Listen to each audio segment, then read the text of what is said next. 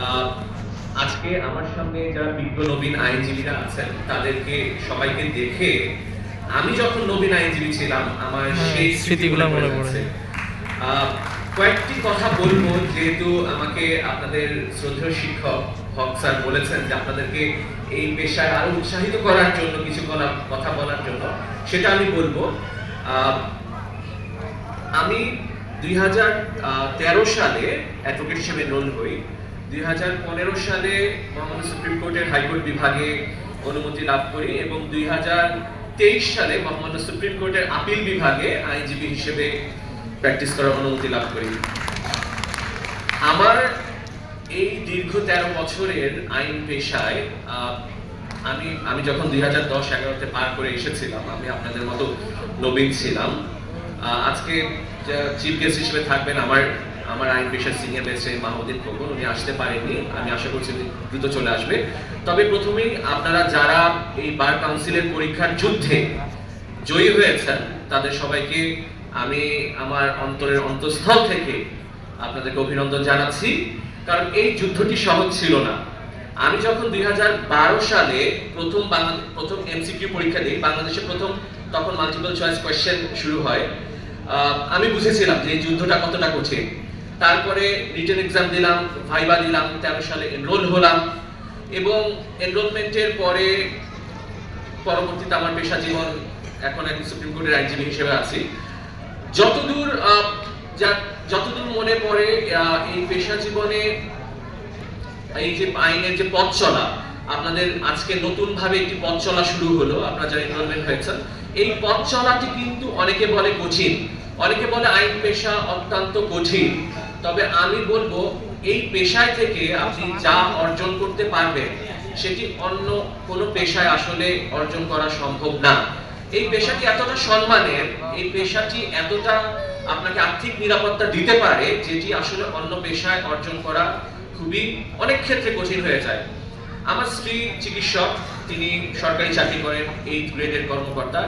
তিনি 13 ঘন্টা সরকারি হাসপাতালে ডিউটি করেন, 13 থেকে 14 ঘন্টা নাইট ডিউটি থাকে তার অনেক ক্ষেত্রে। আমি দেখেছি কি পরিশ্রম করে। আর আপনারা যারা নবীন আইনজীবী, আমরা জানি যে কিছু কিছু, আপনারা একজন বক্তা বলেছেন যে উনি একটি সিভিল মামলায়, টাকার অঙ্কটা বললাম না, যে কয়েক ঘন্টা শুনানি করে উনি 6 লক্ষ টাকা পেয়েছে। কাজে এই পেশা আপনাকে যে আর্থিক নিরাপত্তা দিতে পারে সেটি কিন্তু অনেক পেশাই পারে না। আমি 1 মিনিটে শেষ করে দিব। কিছু উৎসাহমূলক বক্তব্য দিই, কিছু আপনাদেরকে উপদেশমূলক বক্তব্য দিই, যেহেতু আমার একটি অভিজ্ঞতা হয়েছে ইতিমধ্যে এই পেশায়। এই পেশাতে আপনারা এই যাত্রায়, এই নবযাত্রায় যে আপনারা যাচ্ছেন, এই যাত্রায় আপনাকে কিন্তু থেমে গেলে হবে না। আপনার আইনজীবী হিসেবে আপনার যে দক্ষতা, পেশাগত দক্ষতা বৃদ্ধি করতে হবে। আমি আমার চেম্বারে যখন ইন্টারভিউ নিই, আমি যখন অ্যাসোসিয়েটদেরকে ইন্টারভিউ নিই আমার চেম্বারের জন্য, আমি কিন্তু অনেক কিছু ভেবে আমাকে জুনিয়র নিতে হয়। তার মধ্যে আমি দেখি যে তার ড্রাফটিং এ সে কতটুকু যোগ্য, তার ইংরেজিতে দক্ষতা কতটুকু ভালো, তিনি কি রেগুলার সময় দিতে পারবেন কিনা, তার কি এই পেশায় টিকে থাকার আকাঙ্ক্ষা আছে কিনা। কারণ this is the profession for the fittest. আপনি যদি ফিট না হন, ইউ ক্যানট সার্ভাইভ হিয়ার।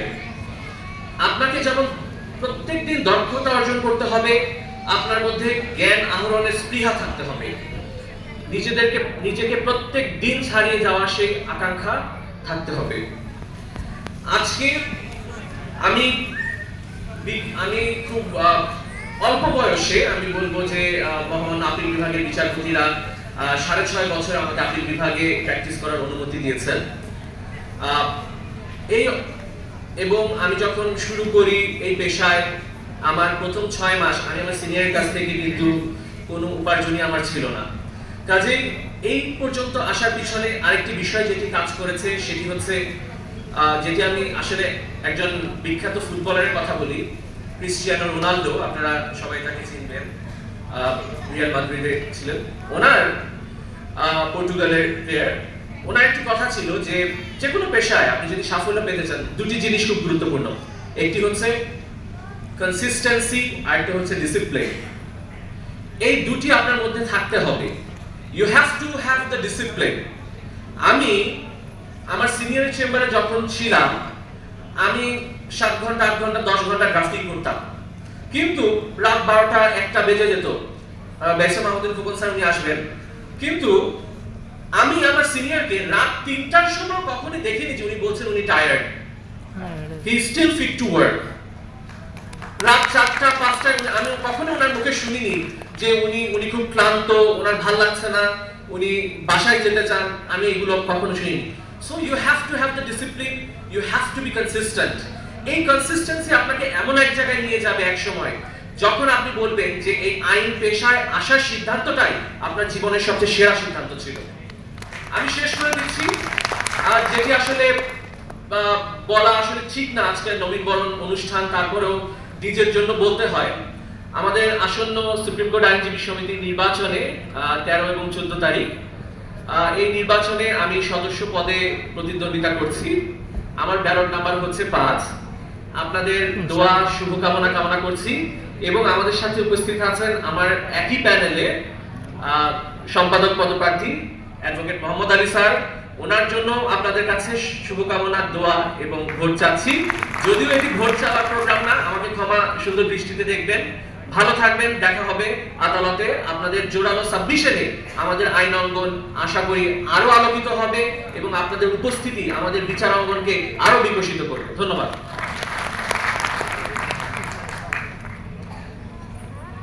ধন্যবাদ সঞ্জিত সিদ্দিকী স্যারকে। আমরাও এই প্রোগ্রামের পক্ষ থেকে আমাদের উভয় আজকে যে দুইজন আমাদের বার সেশনে আজকের দুইজন অতিথি তারা নির্বাচন করতে যাচ্ছেন, তাদের সফলতা কামনা করছি। এ পর্যায়ে বক্তব্য রাখার জন্য অনুরোধ জানাচ্ছি মোহাম্মদ আব্দুর রফিক স্যার, অতিরিক্ত সচিব, আইসিটি মন্ত্রণালয়, গণপ্রজাতন্ত্রী বাংলাদেশ সরকার। আমি স্যারকে তার মূল্যবান বক্তব্য নিয়ে আসার জন্য বিনয়বিনীত অনুরোধ জানাচ্ছি। বিসমিল্লাহির রহমানির রহিম।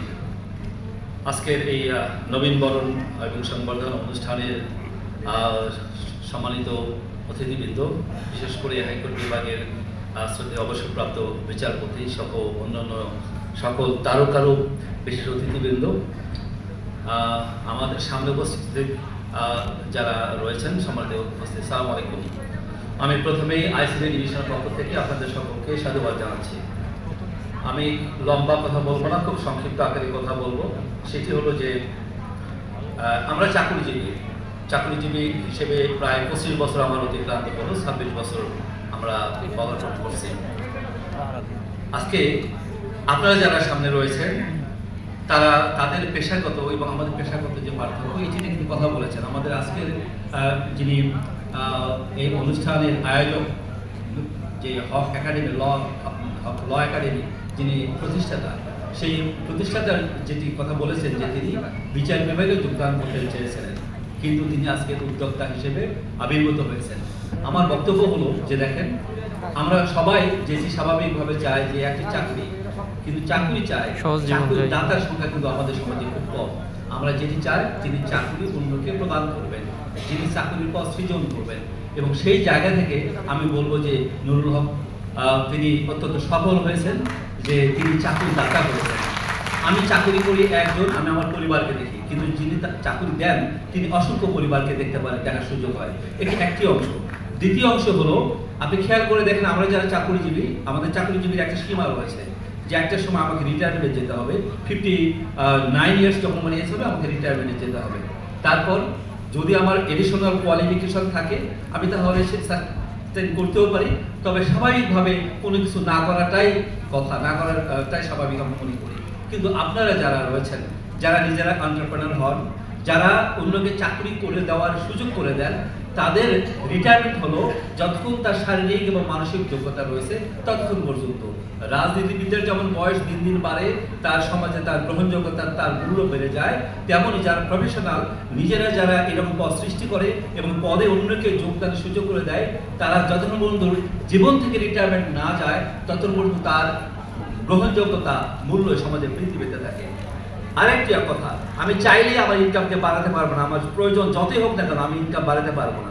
কিন্তু যিনি নিজে উদ্যোক্তা হন, তিনি যদি তার ইনকামকে বাড়াতে চান, তার যদি সমাজের প্রয়োজন হয়, পরিবারের প্রয়োজন হয়, তিনি ইচ্ছা করলে কিন্তু সেটি বাড়াতে পারেন। যদি এক্সট্রা পরিশ্রম করে মেধা দেয় তিনি সেটি বাড়াতে পারেন। আমি যতই মেধা দিই না কেন, যতই পরিশ্রম করি না কেন, আমার যে বেতন, এই বেতনটা আমার বাড়বে না, আমার মেধার জন্য বাড়বে না, আমার পরিশ্রমের জন্য বাড়বে না, আমার আন্তরিকতার জন্য বাড়বে না। এটি একটা সিলিং হচ্ছে, সীমাবদ্ধ। কিন্তু আপনারা যারা এখানে রয়েছেন, আপনারা যদি নিজের কোয়ালিটিকে দিন দিন শানিত করতে পারেন, যোগ্যতায় সেই মাত্রায় উন্নীত হতে পারেন, আপনারা আইকন হতে পারেন একদম কম বয়সে, এবং আপনারা সমাজে অনেক উঁচু স্তরে আপনারা চলে যেতে পারেন। আমি একটি উদাহরণ দিই, দেখেন Nick Vujicic, motivational speaker, Australian motivational speaker. আমি আপনাদেরকে অনুরোধ করবো, নিশ্চয়ই আপনারা সেটি দেখেছেন, শুনেছেন, বাট যারা দেখেন তাদের জন্য বলবো, তার হাত নেই, পা নেই, তার মা তাকে দেখে ভয় পেত। তখন তার বাবা তাকে বলেছিল যে please pay attention to what you have, don't pay attention what you don't have. তোমার হাত পা নেই, তুমি এটি মনোযোগ দাও, তোমার হাত পা বাড়বে না, কিন্তু তুমি তোমার মাথা রয়েছে সেদিকে তুমি মনোযোগ দাও, তুমি এটিকে বাড়াতে পারবে।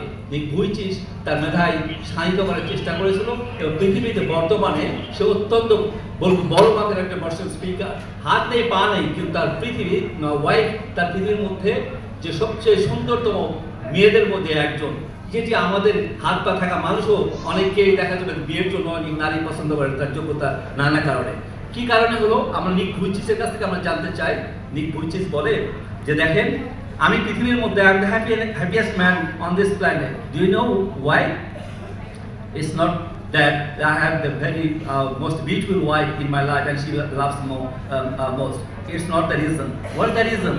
The reason is that I know the importance of my existence on this planet. নিক ভুইচিচ তার হাত পা নাই, এই ব্যক্তিটি এত সাহস করে এই সুন্দরীতম ওয়াইফের সামনে যদি বলতে পারে যে এই সুন্দরীতম ওয়াইফের জন্য আমি পৃথিবীতে সুখী মানুষ নই, আমি সুখী মানুষ এই জন্য যে আমি জানি পৃথিবীতে আমার গুরুত্ব কতটুকু। এই কথা যদি আমি মনে রাখি, আমি যদি আমার যোগ্যতাকে বাড়াতে পারি, তাহলে আমার যোগ্যতা, আমার গ্রহণযোগ্যতা আমার স্ত্রীর কাছে থাকবে, আমার গ্রহণযোগ্যতা আমার পরিবারের কাছে থাকবে, আমার গ্রহণযোগ্যতা আমার প্রতিষ্ঠানে থাকবে, সমাজে থাকবে, রাষ্ট্রে থাকবে। আমার ভেতরে যদি যোগ্যতা না থাকে, আমার গ্রহণযোগ্যতা আমার পরিবারে থাকবে না, আমার গ্রহণযোগ্যতা আমার সমাজে থাকবে না, আমার প্রতিষ্ঠানে থাকবে না, রাষ্ট্র আমাকে ছুঁড়ে ফেলে দেবে। আমি আপনাদেরকে বলবো, আপনারা চাইলেই আপনারা কিন্তু আপনাদের যোগ্যতাকে শানিত করে সেই পর্যায়ে নিয়ে যেতে পারেন। আপনাদের সামনে দরজা খোলা, সেই উন্মুক্ত নগরীতে, উন্মুক্ত মাঠে আপনি একজন সৈনিক, একজন যোদ্ধা।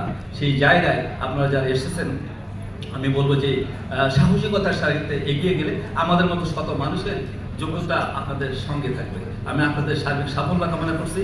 হক ল একাডেমি আলোকিত আলোকবর্তিকা বহন করছে, আমি তার সাফল্য কামনা করে আমার বক্তব্য এখানে শেষ করছি। ধন্যবাদ সবাইকে। সালাম আলাইকুম।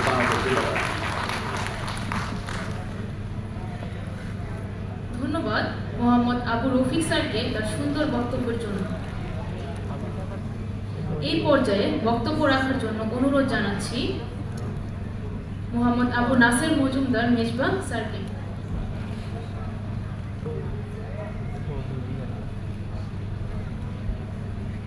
সাবেক সাধারণ সম্পাদক, ঢাকা টেক্সাস বার অ্যাসোসিয়েশন।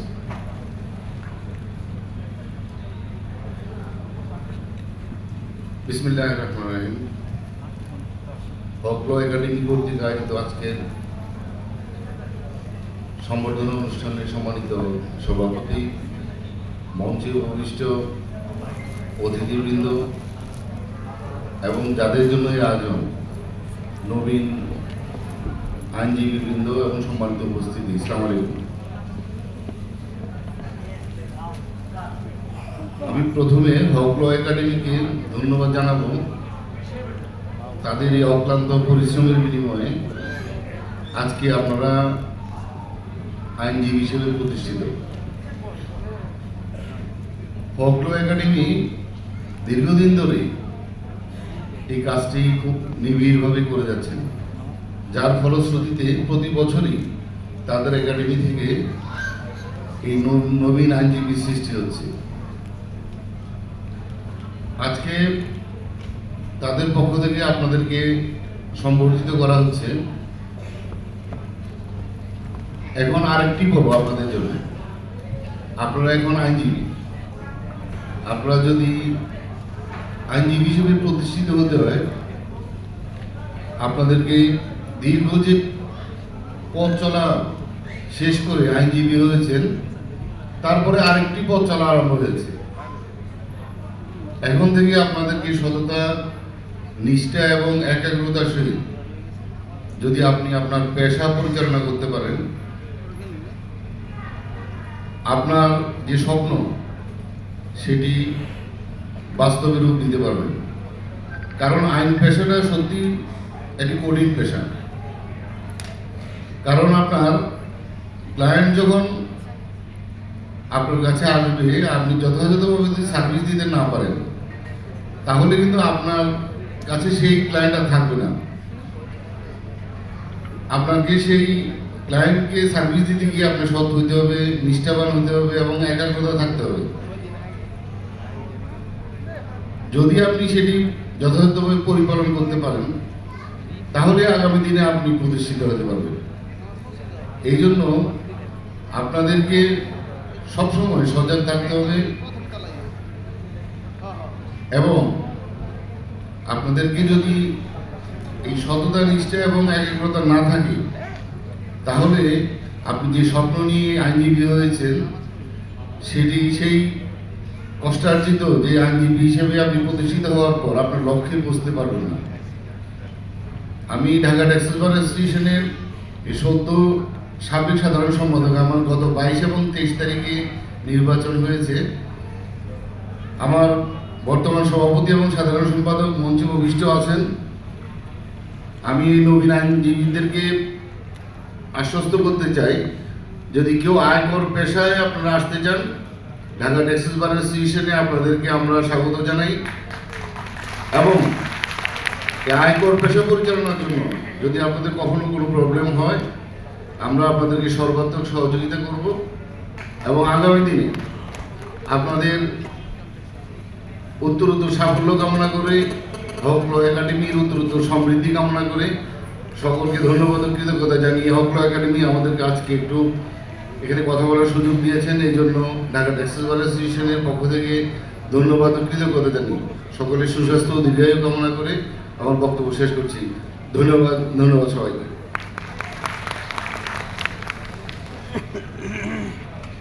ধন্যবাদ মোহাম্মদ আবু নাসের মজুমদার মেজবা স্যারকে তার সুন্দর বক্তব্যের জন্য। এই পর্যায়ে বক্তব্যের জন্য অনুরোধ জানাচ্ছি লায়ন আশরাফ হোসেন খান স্যারকে, অ্যাডভোকেট বাংলাদেশ সুপ্রিম কোর্ট, সাধারণ সম্পাদক, ঢাকা ট্যাক্সেস বার অ্যাসোসিয়েশন।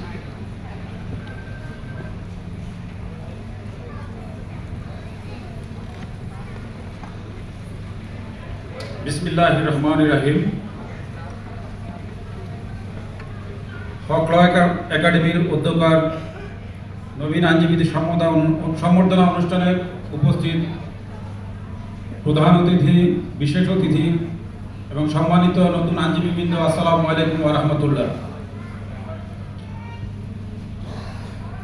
আজকে আপনারা একটা মহান এবং মহৎ পেশায় এসেছেন। আপনারা জানেন আইনজীবীরা সমাজের ন্যায় বিচার প্রতিষ্ঠায় বিশাল ভূমিকা পালন করে। আইনজীবীরা সমাজের দর্পণ, মিরর অফ সোসাইটি। আপনাদের সমাজের দর্পণ এবং সমাজের ন্যায় বিচার এবং সমাজের উন্নতির জন্য সকল কিছুতেই আইনজীবীদের বিশাল ভূমিকা আছে।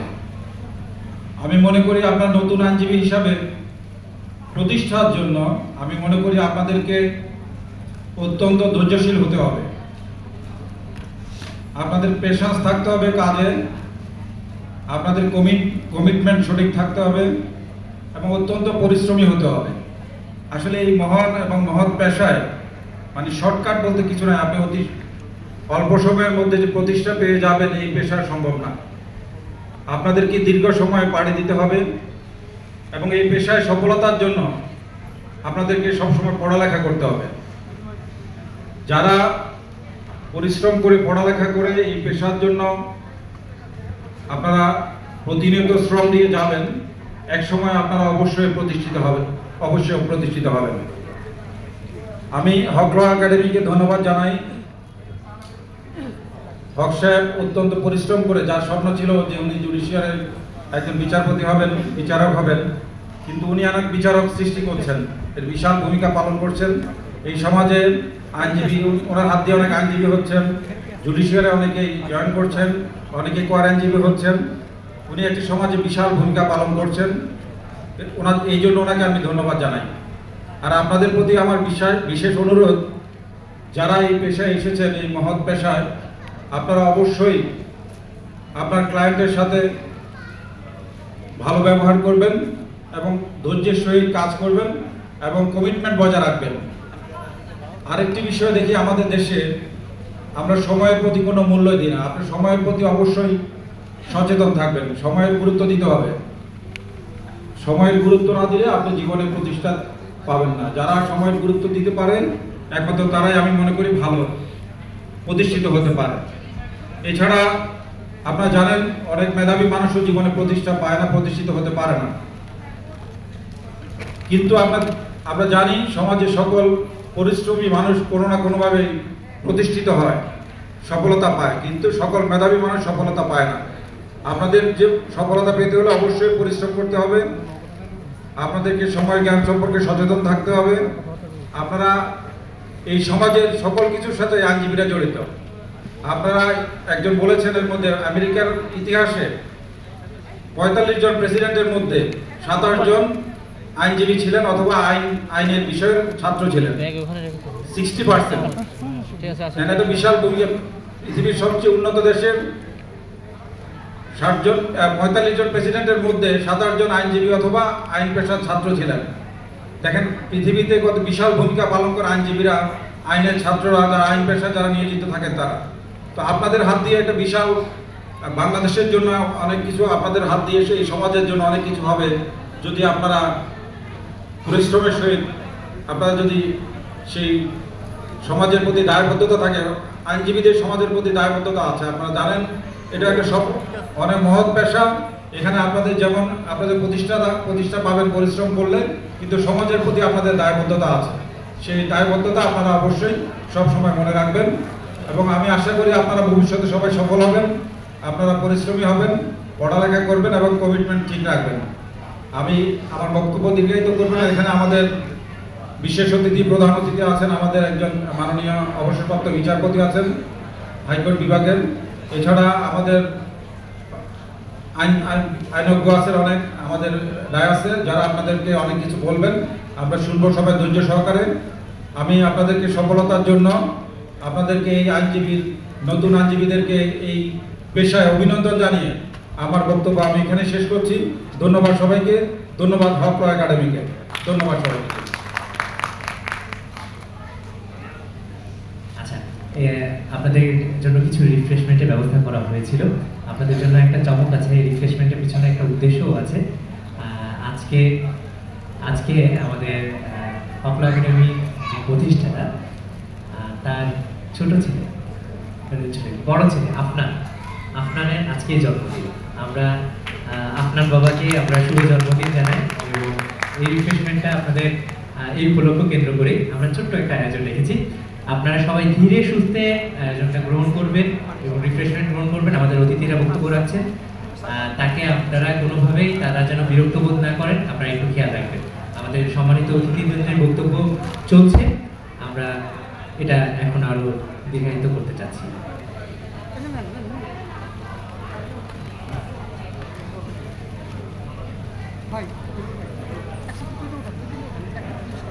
ধন্যবাদ নায়ন আশরাফ হোসেন স্যারের বক্তব্যের জন্য।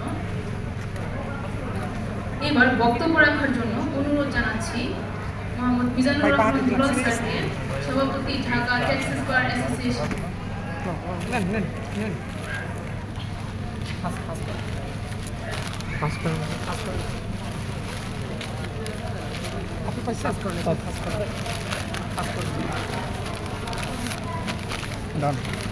বিসমিল্লাহির রহমানির রহিম।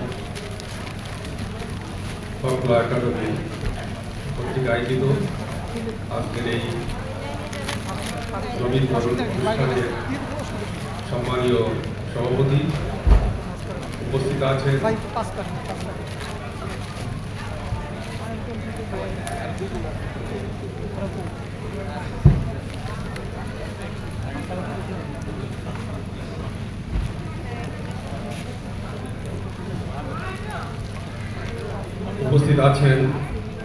আজকের অনুষ্ঠানে প্রধান অতিথি বিচারপতি মাহবুবুল হক, মাহবুবুল ইসলাম, উপস্থিত আছেন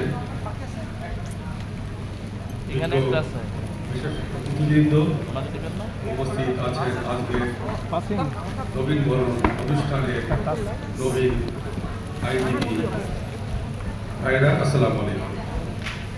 এই যে পানি একটু লাগবে, এই যে এখানে। আপনারা দীর্ঘ আলোচনা শুনেছেন, আমি কোনো আলোচনা করব না, শুধু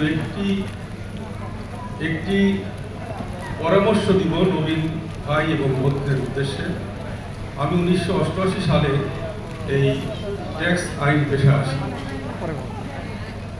এই পেশায় আসার প্রথম দিনই আমার চেম্বারে আমার সিনিয়র অ্যাডভোকেট এম ওয়াহাব সাহেব বলেছিলেন, যদি তুমি আমার চেম্বারে কাজ করতে চাও, তোমাকে 5টি বিষয়ের উপরে স্টিক হতে হবে। প্রথম শব্দটি ছিল তোমাকে ট্যাক্স মাইন্ডেড হতে হবে। যেহেতু আমি আয়কর প্রফেশনে 1988-এ একটি চেম্বারে অংশগ্রহণ করি। এরপরে ছিল যে তোমার কমিটমেন্ট থাকতে হবে, তুমি যে কথা বলবে সেই কথা তোমাকে রক্ষা করতে হবে। বলেছিলেন তোমাকে বিনয়ী হতে হবে। প্রফেশনে ভালো করতে হলে যে যত বিনয়ী হবে সে তত বেশি ভালো করতে পারবে। উনি বলেছিলেন যে কমিটমেন্টের পাশাপাশি তোমাকে সৎ এবং নিষ্ঠাবান হতে হবে।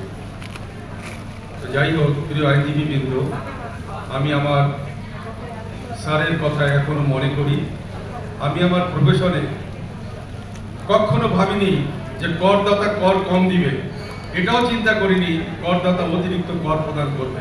আমার দায়িত্ব কর আহরণ করা, কর ফাঁকি দেওয়া না, কোনো করদাতাকে কর ফাঁকির পরামর্শ না দেওয়া। আমি আপনাদেরকে অনুরোধ করব, আপনারা যে প্রফেশনেই যান, হাইকোর্ট হোক, জজ কোর্ট হোক, ম্যাজিস্ট্রেট কোর্ট হোক, অথবা কর আইন পেশায়, এই পেশাকে আপনারা গুরুত্বের সাথে দেখবেন। অর্থের জন্য কেউ পেশা আসবেন না। অর্থ দেওয়ার মালিক আল্লাহ, এবং অর্থের পিছনে আপনি কখনো যতই দৌড়াবেন, অর্থ আপনার পিছনে দৌড়াবে না, অর্থই আপনার পিছনে দৌড়াবে, আপনি দৌড়ালে আসবে না। আমি একটা ছোট্ট উদাহরণ বলবো। আমার স্যার তার চেম্বারে, আমাদের চেম্বারে নিষেধ ছিল টিপিসি করা, প্রপার্টি ট্রান্সফার সার্টিফিকেট।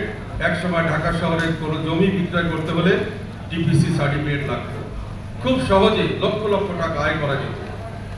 আমি খুব আনন্দ চিত্তে স্যারকে রাতের চেম্বারে বলতেছিলাম, স্যার আমি একটা অনেক বড় টিপিসি ধরেছি, ওই টিপিসিটা করতে পারলে সেই 89-এ কমপক্ষে 20 লাখ টাকা মারা হতো।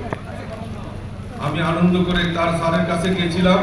স্যার বলেছিল, আমার চেম্বার থেকে তুমি বের হয়ে যাও, 1 বছর তোমার প্র্যাকটিস এজ হয় নাই, তুমি এখনই টিপিসি শুরু করছো।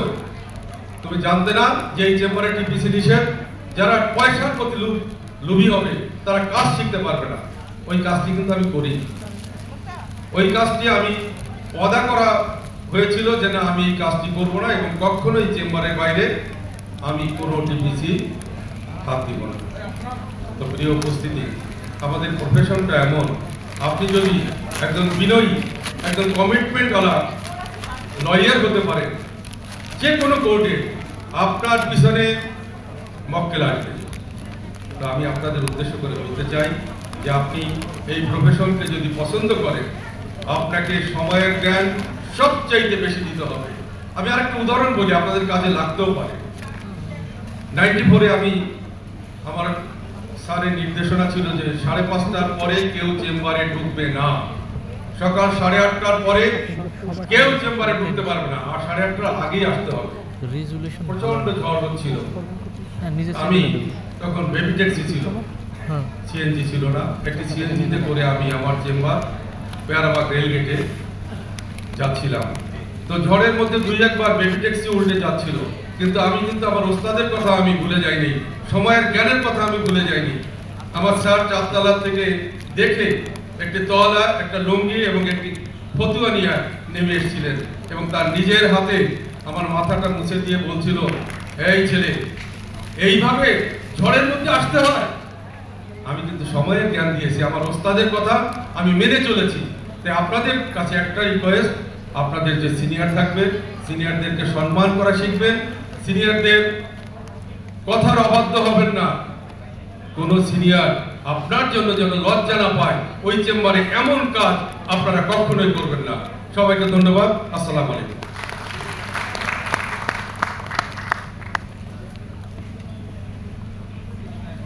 ধন্যবাদ মিজানুর রহমান দুলাল স্যারকে তার সুন্দর এবং সাবলীল বক্তব্যের জন্য। আপনারা সকলে নাস্তা পেয়েছেন তো? আমাদের আজকে এখানে কিন্তু শুধুমাত্র শিক্ষার্থীরা উপস্থিত, আমাদের মাঝে শুধুমাত্র নবীন অ্যাডভোকেট কিংবা সরকারি জাজরাই উপস্থিত নেই। আমাদের মাঝে উপস্থিত রয়েছে এই সকল শিক্ষার্থীদের মা, বাবা, ভাই বোন এবং অন্যান্য অতিথি। আমরা আজকে এই অনুষ্ঠানের পক্ষ থেকে তাদের সকলকে কৃতজ্ঞতা জানাই এবং ধন্যবাদ জ্ঞাপন করছি। ধন্যবাদ সবাইকে। আমি একটি রিকোয়েস্ট করব, এখানে আমাদের অনেকেরই ভোট আছে। আপনারা অনেকেই জানেন যে আমাদের হাইকোর্ট, সুপ্রিম কোর্টের যে নির্বাচন আগামী 13 এবং 14 তারিখে। আমাদের এখানে দুজন প্রার্থী আছে, আমাদের একজন সিনিয়র আইনজীবী অ্যাডভোকেট মোহাম্মদ আলী ভাই এবং ব্যারিস্টার এইচ.এম. সানজিদ সিদ্দিকী। জাতীয়তাবাদী কর আইনজীবী ফোরামের পক্ষ থেকে আমাদের এই দুজন প্রার্থীর জন্য আপনাদের সবার কাছে দোয়া চাই, ভোট চাই। আপনাদের যাদের ভোট নাই, আপনাদের আত্মীয় স্বজন এবং আইনজীবীদের কাছে আমাদের এই দুজন বিজ্ঞ আইনজীবীর জন্য ভোট চাইবেন। সবাইকে ধন্যবাদ। আসসালাম। এছাড়া আমি স্যারের সাথে আরেকটু যুক্ত করতে চাই। আমাদের আজকের প্রধান অতিথি জনাব মাহবুবউদ্দিন খোকন স্যার, আমরা আজকের অনুষ্ঠানের পক্ষ থেকে তার জন্য দোয়া চাই। তিনি এবার বার অ্যাসোসিয়েশনের, সুপ্রিম কোর্ট বার অ্যাসোসিয়েশনের সভাপতি পদপ্রার্থী। আমরা তার জন্য দোয়া চাই এবং তাকে শুভেচ্ছা জানাচ্ছি। এ পর্যায়ে বক্তব্য রাখার জন্য অনুরোধ জানাচ্ছি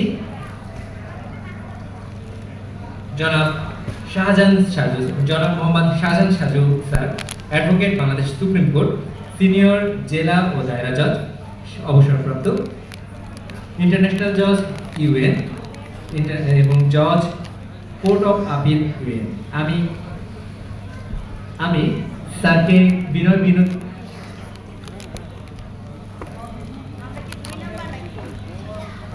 দুঃখিত, আমরা একটু ক্রমধারা পরিবর্তন করছি।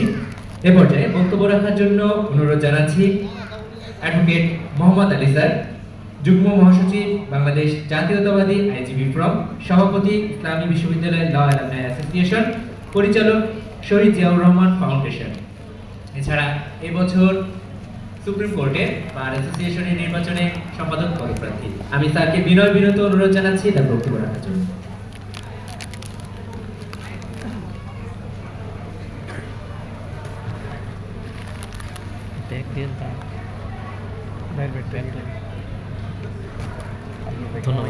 ধন্যবাদ। বিসমিল্লাহির রহমানির রহিম। অফ ল একাডেমির নবীন আইনজীবীদের সম্বর্ধনা অনুষ্ঠানের সম্মানিত সভাপতি, অফ ল একাডেমির প্রতিষ্ঠাতা ও পরিচালক জনাব মোহাম্মদ নুরুল হক, এখানে মঞ্চে উপবিষ্ট আছেন মাননীয় বিচারপতি জনাব মোহাম্মদ মাহবুবুল ইসলাম, মঞ্চে উপবিষ্ট ক্রিমিনাল লয়ে একটা কথা আছে, ট্রায়াল লয়ার বা শুনানির লয়ার। বাংলাদেশে যে কয়জন এখন ক্রিমিনাল ল প্র্যাকটিসে সবচেয়ে ভালো করেছেন, অর্থাৎ ফৌজদারি আইনে সুপ্রিম কোর্টে, তাদের মধ্যে অন্যতম জনাব এস.এম. শাহজাহান। মঞ্চে উপবিষ্ট আমার অত্যন্ত শ্রদ্ধেয়, তিনি আমাকে খুব স্নেহ করেন, আমি ওনাকে খুব সম্মান করি। দেখা হলেই আমরা দু একটা মজার কথা বলি। অবসরপ্রাপ্ত জেলা ও দায়রা জজ জনাব মোহাম্মদ সাজু, এখানে ইনকাম ট্যাক্স বারের বর্তমান সভাপতি, বর্তমান সেক্রেটারি, সাবেক সেক্রেটারি উপস্থিত আছেন। এছাড়া একজন অতিরিক্ত সচিব এবং সুপ্রিম কোর্ট আইনজীবী সমিতিতে সদস্য পদে নির্বাচন করছেন ব্যারিস্টার এইচ.এম. সানজিদ সিদ্দিকী সহ আরো যারা মঞ্চে উপস্থিত আছেন এবং আপনারা যারা সমবেত হয়েছেন, আসসালামু আলাইকুম। প্রধান অতিথি জনাব ব্যারিস্টার মাহবুবুদ্দিন খোকন অল্প কিছুক্ষণের মধ্যেই এখানে উপস্থিত হবেন, আমার সাথে ওনার কথা হয়েছে।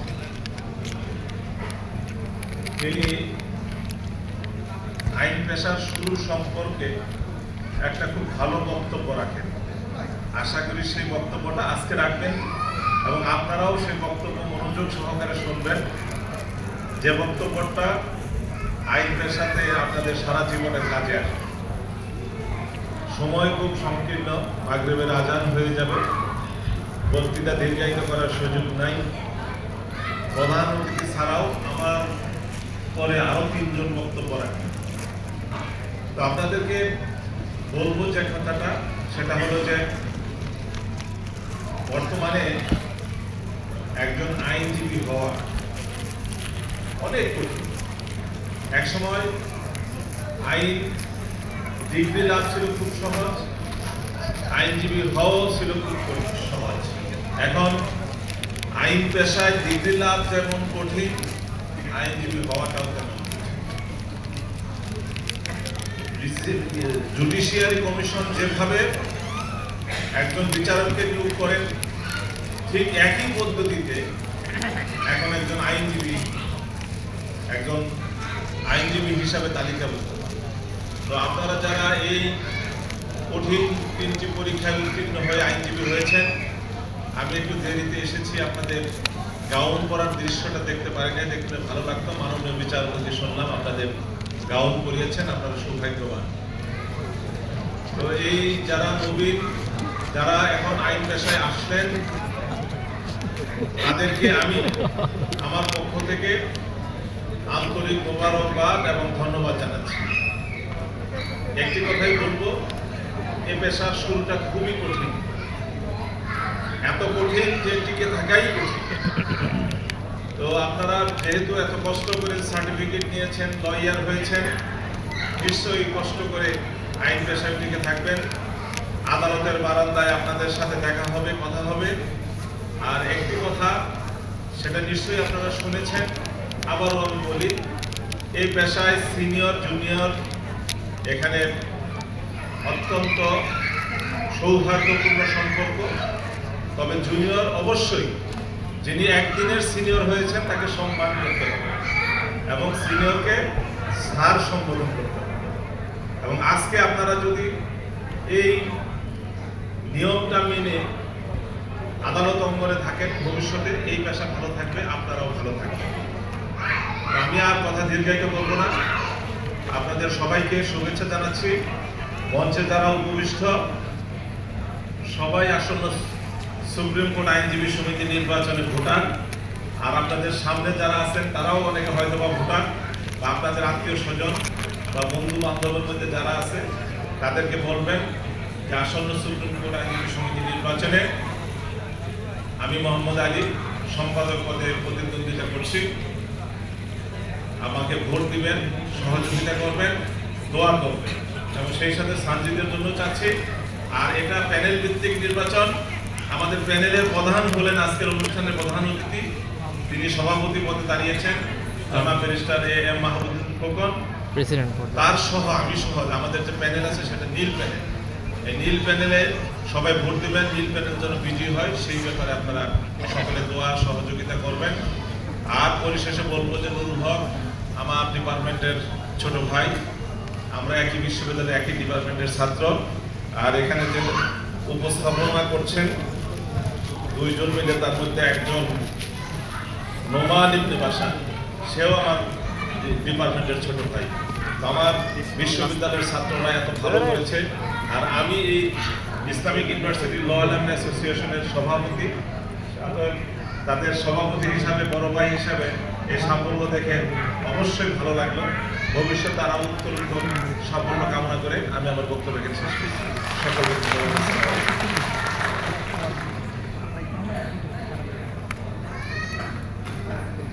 ধন্যবাদ আমার ডিপার্টমেন্টের বড় ভাই, ভার্সিটির বড় ভাই এবং আজকের অন্যতম বিশেষ অতিথি মোহাম্মদ আলী স্যারকে। আমি আজকের অনুষ্ঠানের পক্ষ থেকে তাকে কৃতজ্ঞতা জানাচ্ছি তার মূল্যবান বক্তব্যের জন্য। স্যার খুবই সময় স্বল্পতার জন্য খুব অল্প সময় নিয়ে এসেছেন বলে আমরা জানতে পেরেছি। সামনে তার গুরুত্বপূর্ণ নির্বাচন, এই সময়টা তিনি আসলে চলে যেতে চাচ্ছেন। আমরা চেয়েছিলাম অনুষ্ঠানের শেষ পর্যন্ত আপনাদের সাথে তিনি থাকবেন।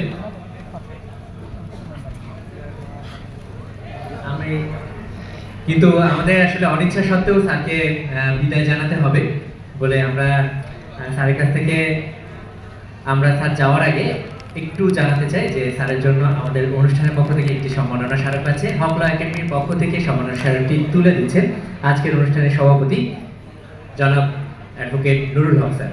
আমি হক স্যারকে তার সম্মাননা স্মারকটি তুলে দেওয়ার জন্য অনুরোধ জানাচ্ছি। একই সাথে তার হাতে সম্মাননা স্মারক তুলে দিবেন আজকের অনুষ্ঠানের প্রধান আলোচক মাননীয় বিচারপতি জনাব মাহবুব আলম স্যার। জনাব মাহবুবুল আলম স্যার মোহাম্মদ আলী স্যারের হাতে ক্রেস্ট তুলে দিচ্ছেন। সম্মাননা স্মারক তুলে দিচ্ছেন জনাব মাহবুবুল আলম স্যার এবং অ্যাডভোকেট নুরুল হক স্যার এবং হকলা একাডেমির শিক্ষক আলামিন স্যার। আমরা অতি ব্যস্ততার মধ্যেও সময় বের করে আমাদের অনুষ্ঠানে আসার জন্য অ্যাডভোকেট মোহাম্মদ আলী স্যারকে অনুষ্ঠানের সকলের পক্ষ থেকে আরেকবার করতালির মাধ্যমে অনুরোধ জানাতে চাই। এ পর্যায়ে বক্তব্য রাখবো আমরা একজন আইন অঙ্গনের উজ্জ্বল নক্ষত্রের বক্তব্য শুনবো। আপনারা সকলে মনোযোগ দিয়ে শুনবেন। আপনারা অনেকেই ছোটাছুটি করছেন, আমরা সকলকে একটু শান্ত হয়ে বসার জন্য অনুরোধ জানাচ্ছি। এ পর্যায়ে বক্তব্য রাখার জন্য অনুরোধ জানাচ্ছি মোহাম্মদ শাহজাহান শাহজু স্যারকে, অ্যাডভোকেট বাংলাদেশ সুপ্রিম কোর্ট, যিনি দেশের গণ্ডি পেরিয়ে আন্তর্জাতিক আইন অঙ্গনেও দায়িত্ব পালন করেছেন। একই সাথে তিনি সাবেক সিনিয়র জেলা ও দায়রা জজ এবং ইন্টারন্যাশনাল জজ ইউএন। আমরা স্যারের প্রতি স্যারকে বিনয় বিনীত অনুরোধ জানাচ্ছি বক্তব্য রাখার জন্য। আসসালামু আলাইকুম। নুরুল হক সাহেব দাওয়াত দিয়েছেন, ধন্যবাদ।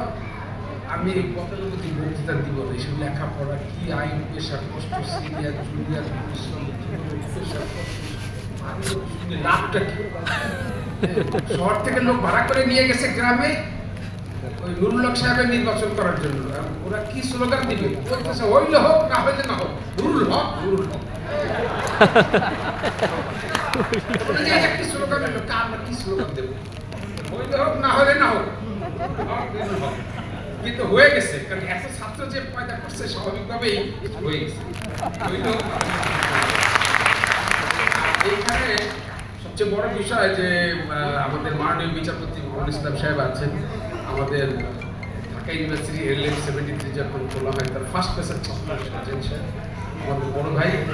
আর আমাদের আমাদেরই তো খুব একটা পপুলার ক্যারেক্টার, তার এত বুদ্ধি। আমি একদিন বললাম যে এই নায়ক তারাই আছে, আমরা বললো যে আপনার সাথে অভিনয় করতে পারলে ভালো, রেডিমেড।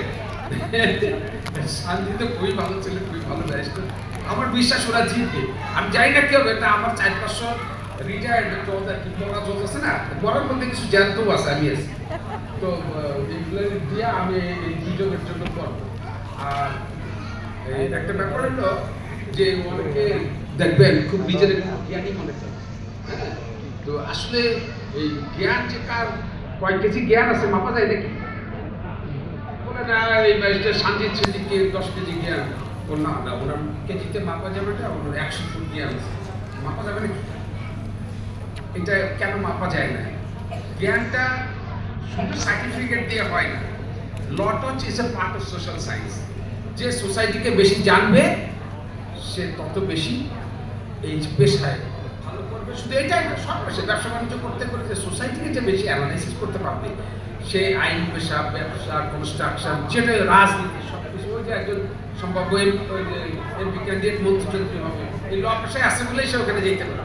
অন্য পেশায় যায় এত সোজা না, কারণ ওকালতি করলে ক্লায়েন্টের সাথে কথা বলতে বলতে সম্পর্ক ভালো হয়ে যায়, তারপরে মানুষের সাথে রিলেশনশিপ বেড়ে যায়। তবে একটা শিক্ষামূলক কথা আমি বলবো, বাকিগুলো শিক্ষার কিছু নেই। একটা কথা হচ্ছে যে connectivity is productivity, no connection no production. আজকে 500 কোটি টাকার ইন্ডাস্ট্রিতে যদি ইলেকট্রিক কানেকশন না থাকে কোনো প্রোডাকশন হবে? নো। তো এই যে ওকালতি পেশাটা, এই যে part of social science, the member of the society যারা থাকবে তাদের সাথে যার যত বেশি যোগাযোগ থাকবে, অর্থাৎ যে যত বেশি ভালো ব্যবহার করবে, তার ক্লায়েন্টের সংখ্যা বাড়বে, তার পেশাগত উন্নতি হবে। আর কেউ যদি নিজেদের মধ্যে মনে করেন যে না আমি অনেক বয়স্ক, আমি অনেক জ্ঞানী, এগুলো কখনো মনে করবেন না। কারণ দেখেন এই যে লোকে বলে অশিক্ষিত শিক্ষিত, আচ্ছা রবীন্দ্রনাথ নজরুলের চাইতে রবীন্দ্রনাথ নজরুল এদেশে অশিক্ষিত লোক তো এই বাংলায় আর পয়দা হবে না। আবার বিখ্যাত এই কারণে অশিক্ষিত, বিখ্যাত কম্পেয়ার টু অশিক্ষিত। তারা কোনো স্কুল কলেজে একজন সর্বোচ্চ শিক্ষিত কাজী নজরুল ইসলাম 3 সালে 8-এ ভর্তি হয়েছে, কাউকে সিপাই ভর্তি করে দিয়েছে, আর রবীন্দ্রনাথ তো 7 ভর্তি করছে। তারা এত গল্প, কবিতা, সাহিত্য, শিল্প, নাটক, চিত্রাঙ্কন, ওই ভজন, তারপর শ্যামা সঙ্গীত প্রতিষ্ঠিত করেন, তারা প্রত্যেকে শিখছে। Where from they have learned it? How they become highly educated? They have learned from society. So society is the best. Society is the basic things, basic institution to learn anything. So if you are connected with the members of the society, then you are the brilliant practitioner, successful practitioner. আচরণটা হইতে হবে একেবারে চমৎকার আচরণ। আমি তো 37 বছর job ছিলাম আর 6 বছর ওকালতি করি। আমার এত মক্কেল, আমার কেউ বলে না মক্কল, মক্কল মানে আমি শয়তান, আর মক্কেল মানে ক্লায়েন্ট। বেশি খারাপ কোনো মক্কেলের মধ্যে পড়ে মক্কল, মক্কল শয়তান। এখন ভালো ব্যবহার করলে মক্কলরে মক্কেলে কনভার্ট করা যায়। আর জ্ঞান নিয়ে কোনো যেহেতু মাপা যায়, রবীন্দ্রনাথ নজরুলের জ্ঞান মাপা যাবে, তাদেরকে অশিক্ষিত বলা যাবে? শুধু সোশ্যাল এডুকেশন নিয়ে তারা আজকে পৃথিবী বিখ্যাত, তাদের লেখাকে হাজার হাজার পিএইচডি হচ্ছে না, নজরুল দিয়ে হচ্ছে না। এই জন্য আমি সবসময় যারা সিনিয়র তাদেরকে সম্মান করতে হবে, আর পড়াশোনা করতে হবে, প্রচুর পড়াশোনা করতে হবে। ও নিজের কথা কি বলবো, আই হ্যাড বিন ইন্টারন্যাশনাল জাজ অ্যান্ড সাবসিকুয়েন্টলি বিকেম জাজ করে ব্যাপী। আমি ইন্টারন্যাশনাল জাজদের আপিল শুনতে পারি, ব্রিটিশ, ইটালিয়ান, ব্রাজিলিয়ান, নাথিং। আমাদের কাছে কি শুনবো, সব কিছু নির্ভর করে পড়াশোনার উপরে। তার আমি ইন্টারন্যাশনাল জাজ তো ছিলামই না আগে, তো ইন্টারন্যাশনাল জাজদের আবার আপিল শুনতে কিচ্ছু। আসো আমার সাথে পড়ো, আপনার you have lost your way to find out the right conclusion of this dispute. You have debated yourself on the mid of the dispute to get a right judgment. তো পড়ার পরে মোটামুটি করে বলে বলে শুরু করবে আমার সাথে। এইটা কিন্তু আসলে আমারও জ্ঞান কতটুকু, আমিও কয় কেজি বা কয় ফুট আমি জানি না, তবে আমি যেটা বুঝছি সেটা হচ্ছে মানুষের সাথে ভালো ব্যবহার, আন্তরিকতা, কানেক্টিভিটি, ইজ প্রোডাক্টিভিটি, এইগুলো মনে রাখতে হবে। আর অনেকে মনে করে, অনেক জ্ঞানী যারা মনে করে, কেউ যদি বলে এই তুমি তো কিছুই বোঝো না, কিছু বলবে না, শুধু এইটুকু মনে রাখবেন, এক ভদ্রলোক গ্রামের 80 বছর তার বয়স, তার অহমিকার শেষ নাই, সে সবচেয়ে জ্ঞানী গুণী বয়স্ক মানুষ, যারা দেখে তারই বয়স জিজ্ঞাসা করে। একদিন জিজ্ঞাসা করতে করতে একটা লোক, বয়স্ক লোক দাঁড়িয়ে না, তার রাস্তার পাশে দেখতেছে, কাঁদতেছে। তাই কাঁদো কেন? তার সাথে সাথেই প্রশ্ন, বয়স কত? বলে 85 বছর। আমার চেয়ে বেশি বয়স্ক লোক আছে নাকি? বলে তো তুমি 85 বছর বয়স, এই বয়সে রাস্তার পাশে কাঁদতেছো কেন? কয় যে বাবা মারছে তো সকালে। তো বললে যে তোমার বাবা মারলো কেন? কয় দাদার সাথে একটু বেয়াদবি করছে।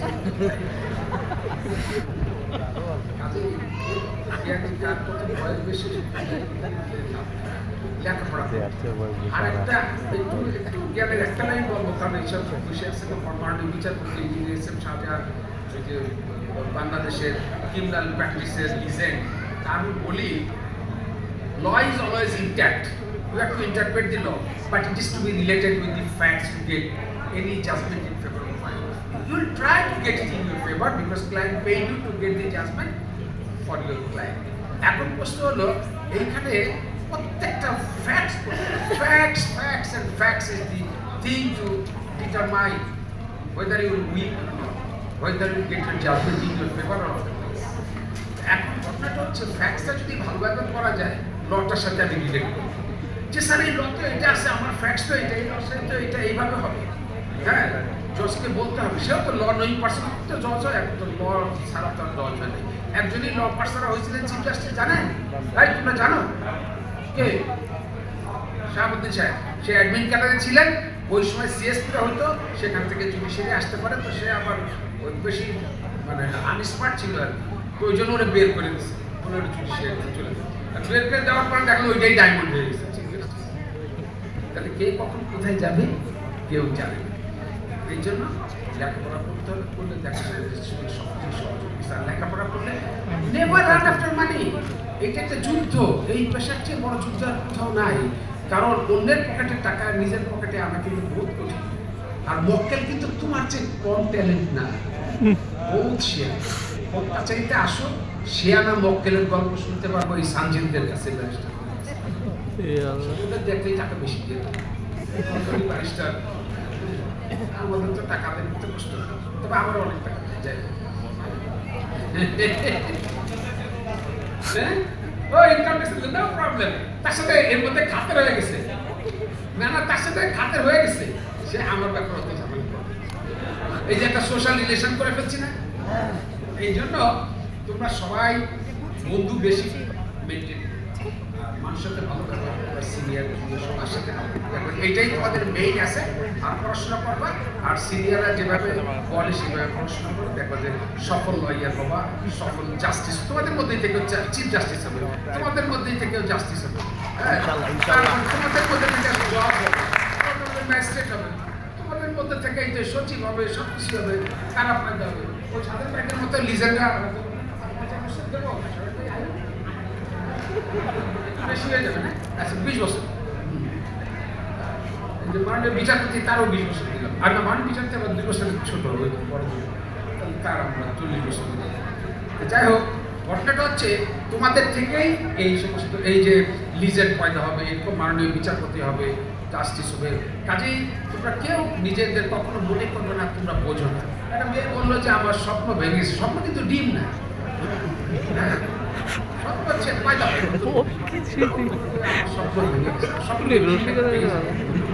স্বপ্ন হচ্ছে রেগুলার পয়দা হয় সকালে এক স্বপ্ন দুপুরে আরেক স্বপ্ন বিকালে আরেক স্বপ্ন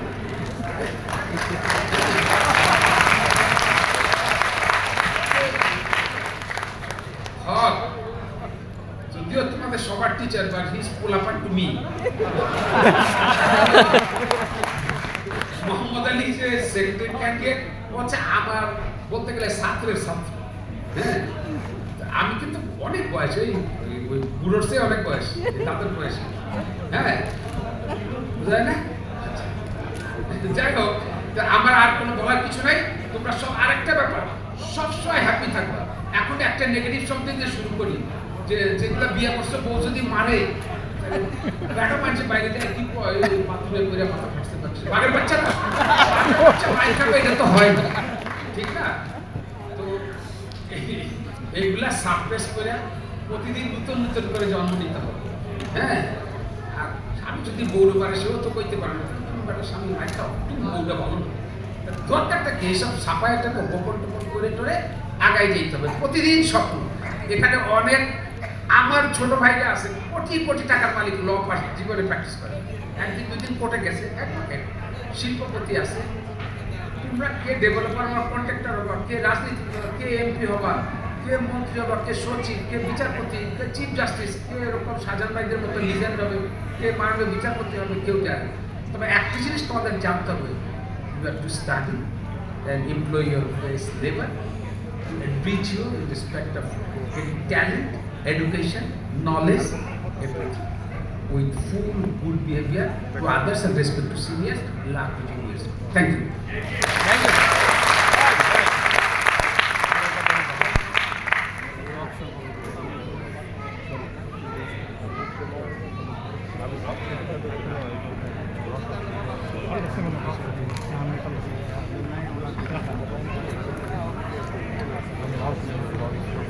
ধন্যবাদ স্যারকে তার মূল্যবান এবং দিক নির্দেশনামূলক বক্তব্য রাখার জন্য। আমরা মন্ত্রমুগ্ধের মতো স্যারের বক্তব্য শুনছিলাম এবং কিছু কিছু কথায় মজাও পাচ্ছিলাম। আশা করি সবাই এ থেকে আমরা শিক্ষা গ্রহণ করে আগামী দিনের পাথেয় হিসেবে আমাদের কাজে লাগাবো।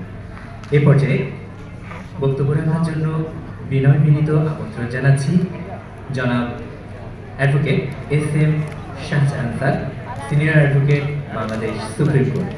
আইন অঞ্চলের এই জীবন্ত কিংবদন্তির বক্তব্য আপনাদের ভীষণ ভালো লাগবে বলে আমি আশাবাদী। স্যার তার মূল্যবান বক্তব্যের দ্বারা আপনাদের অনুপ্রাণিত করবেন বলে আমি আশাবাদী। স্যারকে ধন্যবাদ এবং শুভেচ্ছা জানাচ্ছি। বিসমিল্লাহির রহমানির রহিম। আজকের এই ব্যতিক্রমী একটা সভা, এটা সম্মানিত সভাপতি এবং প্রধান অতিথি যদিও নাই, বিশেষ অতিথি আমার খুব শ্রদ্ধাভাজন হাইকোর্ট বিভাগের অবসরপ্রাপ্ত মাননীয় বিচারপতি জনাব মাহমুদুল ইসলাম এবং অন্যান্য সবাইকে আমি শ্রদ্ধা জানাচ্ছি, আপনাদেরকে স্বাগত জানাচ্ছি। আমার খুব ভালো লাগছে যে আমার এইটা চিন্তা করে যে আজকে যারা আমার সামনে নবীন যখন কথাটা হয়েছে, তার মানে নিউলি অ্যানরোল্ড, খুবই একমাত্র শ্রেণীর। আমার জীবনের 47 বছর পূর্বে আমি চলে গেলাম। আমি ঢাকা বিশ্ববিদ্যালয়ে 1973 সালে প্রথম যখন LLB অনার্স বা আইনের সম্মান এই বিভাগ খোলা হলো, আমার সৌভাগ্য যে আমরা প্রথম বেচের ছাত্র। তারপরে অ্যাডভোকেট হিসাবে এনরোল হলাম 1979-এর 18ই এপ্রিল আমার মনে আছে। হাইকোর্ট বিভাগে 1981 সনে 21শে মে আল্লাহ এখনো বাঁচিয়ে রেখেছে। আর কিন্তু মাঝে মাঝে চিন্তায় পড়ে যায় যে বয়স তো হয়ে গেল তাদের, কিন্তু আমার সামনে একটা এই যে কালো কোট গায়ে দিয়ে একেবারে যারা নবীন তাদের দেখে, আর বিশেষ করে আমার কিছু ছোট বোন, না নাতনি বলবো, সাদা শাড়ি পরে যারা মুক্ত বিহঙ্গের মতো ঘুরে বেড়াচ্ছে, এই যে কত প্রাণ চঞ্চল এদের। আর আমি তাদের শাড়ি সাদা, আমার চুল সাদা, আমার দাড়ি সাদা, পার্থক্য এটুকু। তো যা কথায় আসি সেটা হলো যে এখানে 3 ধরনের এই ভকলা ল একাডেমি থেকে আমি যেটা জানলাম সেটা হলো যে 3 categories of training R here. মাননীয় বিচারপতি বা বিচারক যারা বিচারাঙ্গনে যাবেন তাদের জন্য, এবং ইনকাম ট্যাক্সের যারা প্র্যাকটিস করেন তাদের জন্য, আর আমি যেটাতে আসি এই আইনজীবী হওয়ার জন্য। তো কাজেই এটা একটা অত্যন্ত প্রয়োজন, এই জন্য যে আমি আমার বাস্তবতা যেখানে সেখানে এসে দেখেছি যে ঢাকা বিশ্ববিদ্যালয়ে 73 সনে ভর্তি হলাম, 78 সনের 78-এর ডিসেম্বরে আমাদের মাস্টার্স LLM পরীক্ষা হলো। এই 6 বছর 7 বছর আইন পড়লাম, কিন্তু যেদিন এনরোল হলাম বা প্রথম কোর্টে গেলাম, সেদিন দেখলাম যে ওইটার সাথে এইটার কোথায় যেন মানে মিল না, অমিল, সম্পূর্ণ বিপরীত এবং বৈপরীত্য। কারণ ওটা একাডেমিক, এটা সম্পূর্ণ প্র্যাকটিক্যাল। তো আমি হক সাহেবকে ধন্যবাদ দেই, আমি ক্ষমা চেয়ে নিচ্ছি, আমি খুব একটা কথা তার সাথে আমার পেশাগত ব্যস্ততার জন্য বোধহয় বলতে পারিনি। উনি আমার চেম্বারে এবং হাইকোর্টে আমার সাথে দেখা করেছেন, আমি খুব একটা সময় দিতে পারিনি। তবে আমি খুব কর্ডিয়ালি এই ইনভাইটেশনটা I have accepted from the core of my heart. তো যেটা আমি বলছিলাম সেটা হলো যে এই নূতনভাবে যখন আপনি কোর্টে যাবেন বা আপনি জুডিশিয়াল সার্ভিসে আপনি যখন পরীক্ষা দিতে যাবেন বা ইনকাম ট্যাক্স প্র্যাকটিশনার আপনি হবেন, তখন দেখবেন যে আপনি যেটা পড়ে আসছেন সেটার অ্যাপ্লিকেবিলিটি এখানে কতটা, আর এখানে যেন নতুন একটা জগৎ, এই নতুন জগতে প্রবেশের জন্য। আর এখন আমার বলতে দ্বিধা নেই, বার কাউন্সিলের পরীক্ষা, যেমন আমার সময়ে আমরা ঢাকা ইউনিভার্সিটির ফার্স্ট ব্যাচ হিসাবে আমাদের কোনো রিটেন পরীক্ষা হয় নাই, এবং আমাদের 18 মাস আর্টিকেলশিপ ছিল। ওই আর্টিকেলশিপ করার পরে জাস্ট আমাদের ভাইবা, এবং ভাইবায় আমার মনে আছে জান্নাতবাসী খন্দকার মাহমুদ হোসেন সাহেব, উনি বার কাউন্সিলের ভাইস চেয়ারম্যান, উনি জিজ্ঞেস করলো যে তোমরা কি এই বছরের অনার্স যে ঢাকা ইউনিভার্সিটি যেটা, হ্যাঁ, আমাদের কিচ্ছু জিজ্ঞেস করে না। কিন্তু এখন বার কাউন্সিলের পরীক্ষাটা কিন্তু ওই LLB পরীক্ষা বা LLB অনার্স পরীক্ষা যেটা বা মাস্টার্স পরীক্ষা যেটা, তার জন্য বলতে দিতে নাই। এখানে এই যে পরীক্ষা দিতে যাওয়ার আগে আপনার কোশ্চেন বা কোর্টে নিয়ে যাওয়া, কোর্টের অ্যাটমসফিয়ার, এবং এমন প্রশ্ন করেন এবং যেই প্রশ্নগুলো দেখা যাচ্ছে যে খুব সঠিকভাবে যে আপনি ঢাকা কোর্টে আপনি আর্টিকেলশিপ করতেছেন, যে হ্যাঁ ঢাকা ডিস্ট্রিক্ট জাজ সাহেবের নাম বলুন, অত্যন্ত মানে ভেরি রেলিভেন্ট প্রশ্ন, কিন্তু অনেকে বলতে পারি না, কারণ জানার চেষ্টা করি না। তো এই উদ্যোগটা উনি যেটা নিয়েছেন সেটা উনি জীবনে জুডিশিয়াল সার্ভিসে হয়ে উনি বিচারক হতে পারতেন, ভালো আইনজীবী হতে পারতেন, যা খুশি হতে পারতেন, কিন্তু যেই দায়িত্ব উনি কাঁধে নিয়েছেন, আমি আইনের ছাত্র হিসেবে আমি ওনাকে মোবারকবাদ জানাই, সাধুবাদ জানাই, কারণ এটা নিঃসন্দেহে একটা কঠিন কাজ। এখন আমি আসি, সেটা হলো যে আইনজীবী আমরা এখানে যারা বা বিচারক অঙ্গনে যারা যাচ্ছেন, এটা আমাদের এই সোসাইটিতে আমাদের প্রয়োজন আছে এই জন্য, সেটা হলো যে আমি অনেক আগে পড়েছি যে there cannot be no society without command থাকতে হবে, আদারওয়াইজ সোসাইটি থাকবে না। And no command is possible without law, and law is useless without court is useless without judges, but the judges cannot function without the law. এটা হলো মূল কথা। Court cannot function without the lawyers. যতদিন সভ্যতা থাকবে, যতদিন আইনের শাসন থাকবে, যতদিন কোর্ট থাকবে, কোর্টের যেমন প্রয়োজন মানুষের আইনগত অধিকার রক্ষার জন্য, to try the offenders, to secure the legal right of the peoples, of the citizens, আইনজীবী ছাড়া কোর্ট চলবে না, কাজে আমাদের আইনজীবী হতে হবে। এখন একটা কথা, সেটা হলো যে আমার বলতে দ্বিধা নেই, আমার মতো আমার বাস্তব অভিজ্ঞতা থেকে আমি বলছি যে আমরা যারা নিম্ন মধ্যবিত্ত বা মধ্যবিত্ত, প্লিজ বাবারা, নিম্ন মধ্যবিত্ত বা মধ্যবিত্ত ঘর থেকে যারা আমরা আসছি, আমাদের কিছু ডিফিকাল্টি আছে। সেটা হলো যে আমরা অনার্স বা মাস্টার্স করার পরে আবার যখন আমরা অ্যাডভোকেট হিসাবে এনরোল হলাম, এরপরে আমরা গার্জিয়ানের থেকে কিন্তু আমরা আমাদের ভরণ পোষণের জন্য, বিশেষ করে ঢাকা শহরে এবং তার ব্রিগেডে, আমার মনে আছে আমি 1980-81 সনে 500 টাকা ভাড়া দিয়ে এক রুমের, তাও আমাদের এক অ্যাডভোকেট সাহেব, সিনিয়র অ্যাডভোকেট মারা গেছেন, উনি লুৎফুর রহমান, ওনার টিপু সুলতান রোডে জোরপুর লেনে, ওনার 38 জোরপুর লেন আমার নামটা, এখনো হোল্ডিংটা মনে আছে। ওনার নতুন একটা বিল্ডিং হচ্ছিল, সেখানে একটা রুম আমাকে দিল, আমি তখন বিয়ে শাদী করিনি, এইভাবে আমি সিদ্ধান্ত নিয়েছি। কিন্তু এখন সেটা সম্ভব না। এখন আপনার যে কোনো জায়গায় আপনি থাকতে যান, খেতে যান, আপনাকে দৈনন্দিন তার পেটে তো ভাত থাকতে হবে। আপনার পেটে ভাত না থাকলে কিন্তু ওই যে পূর্ণিমার চাঁদ, সেই মানে ওটা ঝরসানো রুটি হয়ে যাবে, ওটা কিন্তু পূর্ণিমার চাঁদ আর কবিতার পূর্ণিমার চাঁদ থাকবে না। তো কাজেই আমাদের কিছু ডিফিকাল্টিস আমরা মধ্যবিত্ত থেকে যারা আছি, কিন্তু এটাকে আপনার বাস্তবতা নিরিখে এটাকে স্বীকার করে কিন্তু আমাদের প্রফেশনে আসবে। তবে আমি একটা কথা আমার জীবনের অভিজ্ঞতা থেকে, আমার এই 47 বছরের অভিজ্ঞতা থেকে আমি যেটা বলতে চাই, সেটা হলো যে কোনো লয়ার জীবনে হাতটা ফেল করে, এটা কাজে আমাদের ফ্রাস্ট্রেশন আনা যাবে না। আর এই প্রফেশনে একটা কথা আছে, সেই বহু আগে শুনেছি এক সিরিয়ালের মুখ থেকে, দাঁত থাকতে খাবার আসবে না, আর যখন খাবার আসবে তখন দাঁত থাকে না।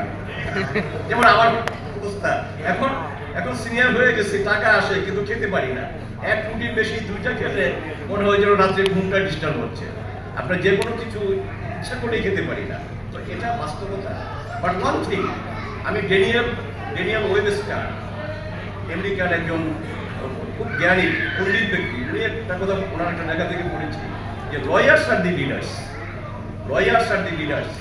আমি শ্রদ্ধা রেখে পড়ছি আমার দেশের রাজনীতিবিদদেরকে, মাঝে মাঝে কষ্ট পাই। আইন পরিষদ 1973 সনের পার্লামেন্টেও 70% ছিল লয়ার। বাবা প্লিজ যে রিপোর্টকে ধরে নেই, কিছু কথা বলার সুযোগ পাই না, শুধু ওই যে মাননীয় বিচারপতি আছেন ওনাদের কাছে গিয়ে মাইনরি করি। কিন্তু এরকম এই নবীনের আহ্বান, বিশেষ করে এই যে নাতির মতো যারা নতুন, এদের সাথে কথা বলতে এসে ভালো লাগছে। কিছু কথা বলি, সেটা হলো যে আপনার এই পেশাটায় আপনি রাতারাতি কিছু হবে না, there is no shortcut way to reach to the goal. আপনাকে দীর্ঘ একটা সময় আপনাকে বাড়ি দিয়ে যেতে হবে। তবে আমার মনে হয় যে কেউ আজ পর্যন্ত আপনার সততা, নিষ্ঠা, পরিশ্রমের সাথে যদি এই পেশায় থেকে যায়, কেউ সাকসেসফুল হয় নাই এমন কথা আমি বলতে পারি। আমার মনে আছে সেই 80-81 মাত্র নতুন লয়ার হয়েছে, আমার এক সিনিয়র আমাকে বলতেছে যে ঢাকা শহরে ধানমন্ডিতে যাও, আর তখন উত্তরা হয় না, ধানমন্ডিতে যাও আর যে কোনো একটা ফরেস্ট এরিয়াতে যাও, বড় সুন্দর বাড়িগুলো কাদের লয়ার। এখন অবশ্য লয়ারদের আর টাকা নাই, এখন দেশ ব্যবসায়ীদের হাতে, দেশ এখন পরম শ্রদ্ধেয় রাজনীতিবিদ খুনিদের হাতে, সেই পথে আমরা লাইবা গেলাম, কিন্তু আমার কমিউনিটি আমাকে রক্ষা করতে হবে, কারণ এই পেশা রক্ষা করতে হবে। আমার কমিউনিটি থাকবে। তো একটা কথা বলি আমার, এটা আপনারা বাতেও হিসাবে নেবেন এই দৃষ্টতা আমি রাখি না। আমার সৌভাগ্য হয়েছিল দুজন প্রমিনেন্ট সিনিয়র এই বাংলাদেশের আইন অঙ্গনে তাদের সাথে কাজ করার। আমি আর্টিকেলশিপ করেছি, আমাদের নোয়াখালীতে বাড়ি ছিল সার্জেন্ট জহুরুল হক সাহেবের বড় ভাই মিস্টার আমিনুল হক, রেড মিস্টার আমিনুল হক, দি ফর্মার অ্যাটর্নি জেনারেল, ওনার সাথে আমার আর্টিকেলশিপ। আর পরবর্তী সময়ে আমার সৌভাগ্য যে জাস্টিস মালেক, আপনারা নাম শুনেছেন, এই ফৌজদারি আইনে বাংলাদেশের সিরাজুল হক সাহেব আর উনি, এই দুজন এবং তাদের আগে ছিলেন সাহেব, এই তিনজন হলো পরবর্তী সময়ে খন্দকার মাহবুব হোসেন সাহেব। এই জাস্টিস মালেক সাহেবের সাথে আমি আমার জুনিয়রের সাথে আমি আসলাম মাধ্যমে, এবং সরি তারপরে মালেক সাহেব, এই দুইজন সিনিয়রের কাছ থেকে আমি দুইটা কথা শিখেছি। আমিনুল হক সাহেবের কাছে প্রথম লেসন ছিল ক্যারেক্টার ইজ দি বেসিস, চরিত্রটাই হলো তোমার মূল সম্পদ, খেয়াল করবেন। আর মালেক সাহেব বলতেন always be respectful to the court, সবসময় কোর্টের প্রতি শ্রদ্ধাশীল থাকবে। আমার মন্ডলী বিচারপতি এখানে আছেন, বহুবার ওনার কোর্টে গিয়েছি, ফাঁসির মামলা করেছি, কতটা আমি কোর্টকে সমীহ করতাম সেটা আমি বলবো না, যদি ওনাদের কাছে রিকগনিশন থাকে সেটা হবে আমার জন্য খুব সান্ত্বনার বাণী।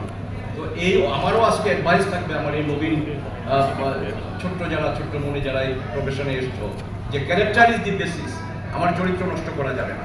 কারণ হলো জাস্টিস ফরওয়ার্ড, জাস্টিস বিহাইন্ড। কোর্টে যখন মামলা করতে দাঁড়াই তখন দুইজন জাজের সামনে কিন্তু দাঁড়াই, সামনে যে দুইজন আমার সামনে, কিন্তু আমার পিছনেও কিন্তু জাজ, তারা কারা? তারা আমার ক্লায়েন্ট, তারাও কিন্তু আমাকে দেখছে।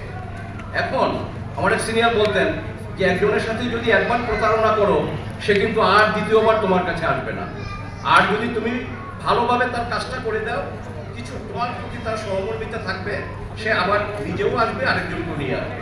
কাজে এখানে সততা থেকে বিচ্যুত হওয়া যাবে না। আমার যেটা লক্ষ্য সামনে রেখে অধ্যবসায়, পরিশ্রম, এর কোনো বিকল্প নাই। কিন্তু আমার বিশ্বাস ইনশাআল্লাহ যে এখান থেকে আপনার মন খারাপ করার কিছু নাই। আজকে যারা নতুন, একদিন না একদিন আপনারা এখানে এসে বসবেন, আমরা থাকবো। কাজে এই যে শাড়ি, এই শাড়িতে আবার ওখান থেকে আপনারা চলে আসবেন। তো আমি আর সময় নেব না, একটা কথা বলি, সেটা হলো যে আমার সিনিয়রের আমি একটু উপদেশমূলক একটা কথা বলি, সেটা হলো যে বিশেষ করে জাস্টিস মালেক সাহেব উনি বলতেন যে একটা ভুল পাওয়ার পরে, আর বিশেষ করে ফাঁসির মামলাগুলো উনি করতেন, তো এই ডেথ রেফারেন্স করতে গেলে আমাদের একটা সুবিধা সেটা হলো যে সমস্ত কাগজ আপনার একটা বইয়ে পাওয়া যায়। হাইকোর্টে যে কোনো আপিল করতে গেলে পেপার বুক হয়, বা ডেথ রেফারেন্সে যেটা সেটা বিশেষ করে সমস্ত কিছু কনসলিডেটেড ওয়েতে একটা বইতে থাকে, এটাকে বলে পেপার বুক। তো স্যার বলতেন যে এই পেপার বুকটা একবার পড়ো, দেখবা যে সব তোমার এগেছে, কারণ তুমি তো আসামির পক্ষে তাকে বাঁচাতে আসছো, সব দেখবা একবার এগেছে। 4-5 বার পড়ো পেপার বুকটা, তুমি দেখবা যে কিছু কিছু জিনিস তুমি পাচ্ছ। আর যদি 10 বার পড়তে পারো, তাহলে দেখবা যে তোমার ভিতরে কনফিডেন্স আসবে যে আমি আমার আসামিকে খালাস করে দিতে পারবো। তো আমার এই ছোট মনি যারা, ছোট ভাই বোন যারা, আমারও তোমাদের কাছে আমি জীবনে কিছু শিখতে পারিনি, কিন্তু আমার ওই দুই সিনিয়র, প্রথম সিনিয়র যেটা বলছেন যে ক্যারেক্টার ইজ দি বেসিস, আর সেকেন্ড সিনিয়রের দুটা কথা, একটা হলো be respectful to the court, আরেকটা হলো যে তুমি পেপার বুক যদি 10 বার পড়তে পারো, তুমি দেখবা যে তোমার ভিতরে কনফিডেন্স আসবে যে আমি এই মামলায় আমার আসামি খালাস করতে পারবো। এখন আমাদের যেটা হয় সেটা হলো মামলার চাপে হোক অথবা যে কোনো কারণে হোক, আমরা কাগজ ভালো করে পড়ি না, ব্রিফ ভালো করে পড়ি না। তো শহীদ সরওয়ার্দী সাহেব খুব ইমিনেন্ট ব্যারিস্টার কিন্তু উনি, এবং ওনার পরিবারের, ওনার মা ছোটবেলা উনি একটু ডান পিটেছিল, উনি কলকাতা অরিজিনালি কিন্তু শহীদ সরওয়ার্দী সাহেবরা কলকাতা। ওনার মা, ওনার যে টিচার তাকে দেখে বলছে যে ও তো ডান পিটে লেখাপড়া হবে না, তো মিনিমাম অন্তত ব্যারিস্টার যেন হতে পারে, এইটার ব্যবস্থা। এখন চিন্তা করেন যে কোন ফ্যামিলিতে কিভাবে যেটা উপদেশ ছিল সেটা হলো যে কেসেস আর ফাউন্ড, খেয়াল করবেন, cases are found and cases are lost in the chamber of law.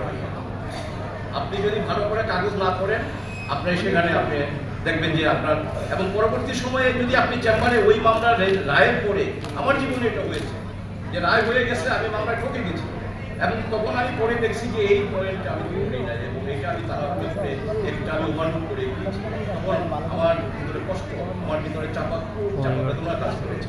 Kazi always আপনি যত বেশি পড়বেন তত বেশি আপনি শিখবেন, যত বেশি শিখবেন।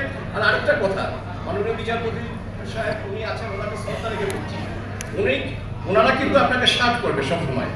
আপনি লয়ার, নতুন লয়ার হলে তো কথাই নেই, আমাকেই ধমক দেন আপনাদের 47 বছরের ওকালতি আপনাদের তো দেবেই, but if you can prove that যেন আপনিও জানেন, তখন কিন্তু বিচারপতি সাহেব আপনাকে হাসি মুখে বরণ করে নেবেন।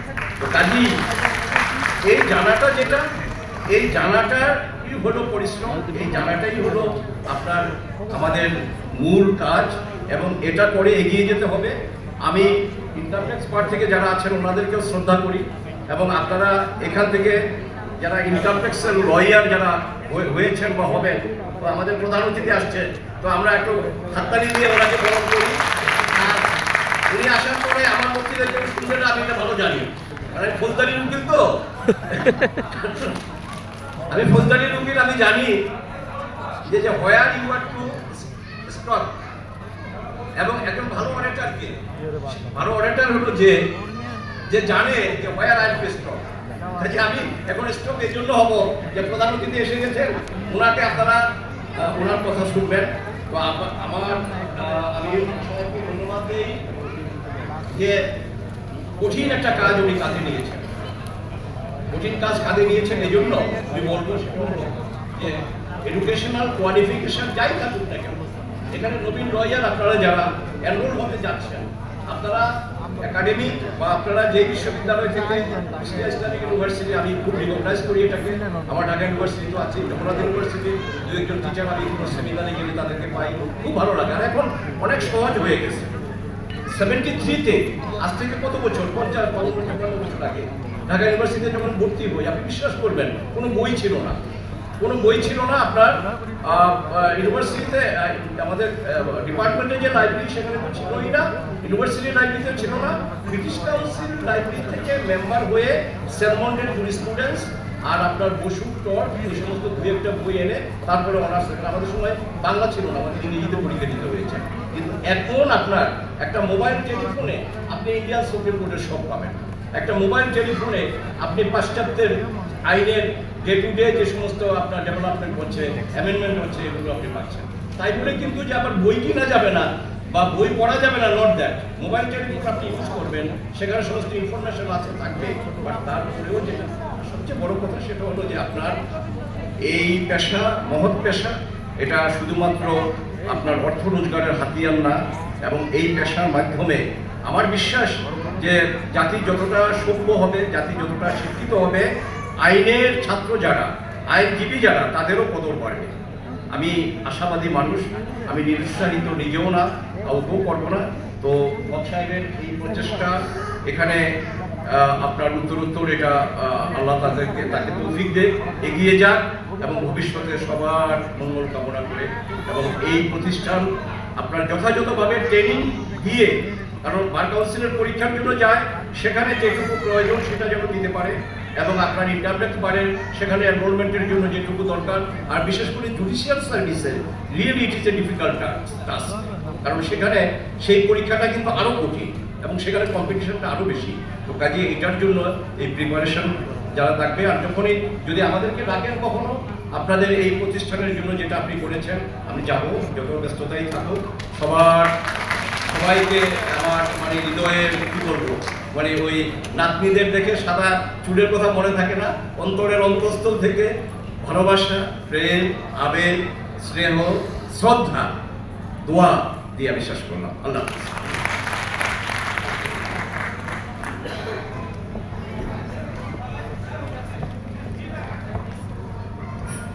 জনাব এস.এম. শাহজাহান স্যারকে অসংখ্য ধন্যবাদ তার মূল্যবান বক্তব্যের জন্য। সুধীবৃন্দ এবং হক একাডেমির শিক্ষার্থীবৃন্দ, আপনারা ইতিমধ্যে দেখেছেন আজকের অনুষ্ঠানের মধ্যমণি, এবং আজকের অনুষ্ঠানের সম্মানিত প্রধান অতিথি আমাদের মাঝে ইতিমধ্যে উপস্থিত হয়েছেন। আমাদের প্রধান অতিথি জনাব barrister Mahbubuddin Khokon sir, MP, Bangladesh জাতীয় সংসদ, যিনি একাধারে নোয়াখালী এক আসন থেকে বারবার নির্বাচিত সংসদ সদস্য, এবং বারবার সুপ্রিম কোর্ট বার অ্যাসোসিয়েশনে 7 বারের নির্বাচিত সাধারণ সম্পাদক, এবং 2 বারের নির্বাচিত সভাপতি, এবং এবছরও তিনি বাংলাদেশ এবং বার কাউন্সিলের নির্বাচিত নেতা ছিলেন তিনি, এবং বর্তমানেও তিনি নেতা রয়েছেন। এবং সামনে যে সুপ্রিম কোর্ট বার অ্যাসোসিয়েশনের নির্বাচন আসছে, সেই নির্বাচনে তিনি নীল দলের সভাপতি পদপ্রার্থী। আমরা এই অনুষ্ঠানের পক্ষ থেকে স্যারের জন্য অশেষ দোয়া এবং সফলতা কামনা করছি। তাকে করতালির মাধ্যমে এই অনুষ্ঠান থেকে আমরা শুভেচ্ছা জানাতে চাই। একই সাথে আজকের এই অনুষ্ঠানের পক্ষ থেকে স্যারের ব্যস্ততার মাঝখানে যে আমাদের সময় দিয়েছেন, কৃতজ্ঞতা জানাতে চাই সেখান থেকে, এবং স্যারকে ফুলের শুভেচ্ছা দিয়ে বরণ করে নিতে চাই।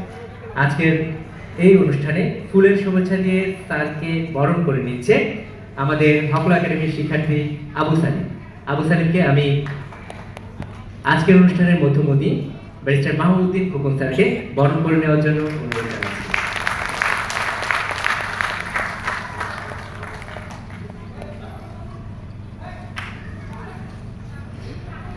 আমাদের মাঝে উপস্থিত হয়েছেন আরেকজন বিশেষ অতিথি, যিনি আইন অঙ্গনের অন্যতম আইকন এবং আইনজীবীদের নেতা এবং পথপ্রদর্শক হিসেবে তাকে আমরা চিনি।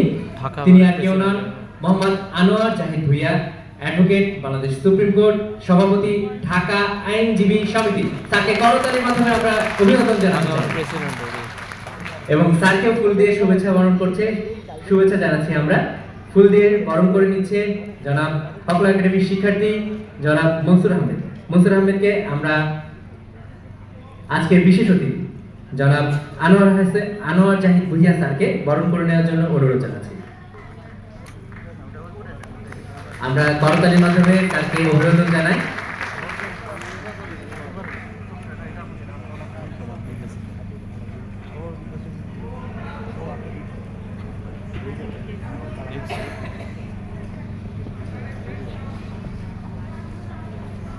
ধন্যবাদ।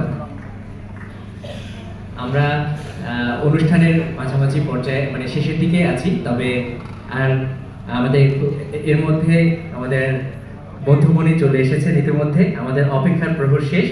এ পর্যায়ে আমরা বক্তব্য রাখার জন্য আমন্ত্রণ জানাতে চাই আজকের অনুষ্ঠানের বিশেষ অতিথি Mohammad Anwar Zahid Bhuiyan, advocate, Bangladesh supreme court সভাপতি, ঢাকা আইনজীবী সমিতি। আমাদের নবনির্বাচিত এই সভাপতিকে বিনয় বিনতির অনুরোধ জানাচ্ছি আজকের অনুষ্ঠানে আপনাদের উদ্দেশ্যে মূল্যবান বক্তব্য রাখার জন্য।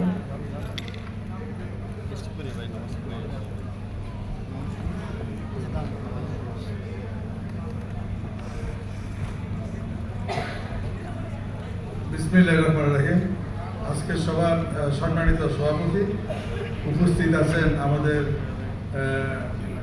প্রধান অতিথি সুপ্রিম কোর্ট বারের বর্তমান সভাপতি এবং বর্তমান ইলেকশনের সভাপতি পদপ্রার্থী এবং বার কাউন্সিলের সদস্য মাননীয় এমপি ব্যারিস্টার আমাদের শ্রদ্ধেয় ব্যারিস্টার মাহমুদউদ্দিন খোকন। উপস্থিত আছেন আমাদের একজন বিশিষ্ট আইনজীবী, সিনিয়র জেলা ও দায়রা জজ জনাব মোহাম্মদ শাহজাহান সাজু, এবং উপস্থিত আছেন মাননীয় বিচারপতি মোহাম্মদ মাহমুদুল ইসলাম। আরও উপস্থিত আছেন আমাদের টেক্সাস বারের সভাপতি মোহাম্মদ মিজানুর রহমান দুলাল, সাধারণ সম্পাদক জনাব